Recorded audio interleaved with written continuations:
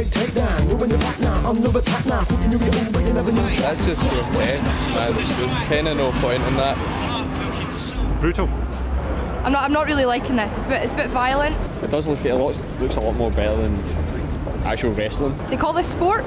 It started in Brazil, I think it was late 80s, kind of early 90s, and it was anything goes, so it was like headbutts, groin strikes, everything, like stomps to the head. On the ground you can punch an elbow to the head.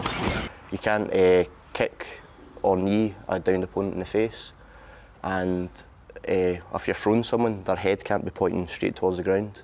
But in Japan, some rules say you can knee or stomp to the face on the ground. It's like a triathlon of combat sports. I think it's a good descriptor for it. In a fight, you can either be standing off, changing punches and kicks. That's like your Thai boxing side.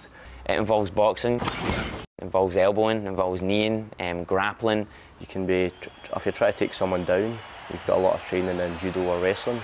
Your takedowns, your double legs, your single legs, and your finishes from those. If you're really good with jiu-jitsu and submissions, you can submit somebody in a matter of seconds. Collar chokes, a lot of variations from sweeps, and a lot of different transitions. You could be the best wrestler in the world and be in an MMA fight and get the snot kicked out of you because you can wrestle, but you don't know how to punch, you don't know how to kick, you don't know how to elbow, you don't know how to take a submission.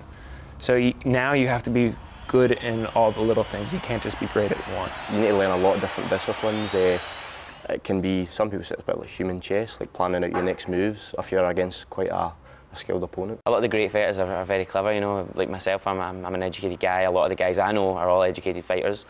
And you need to be smart to be able to use kind of every single weapon and transfer between each kind of distance. My father is a longtime coach at Drexel University. That's where I wrestled under him in college. I know it's had a lot of bad press as being like a blood sport, violence, human cockfighting, but it's basically just a sport. It's a new sport which I think next 20 years or so will become like one of the most predominant sports. Jiu-jitsu has been, it's like the fast growth sport so far, and it's been growing really fast. In America, it's become a really, really big fan base. In Japan, it's not quite as big as football here, but it's very known and very respected, and there's a lot of money being put into it over there.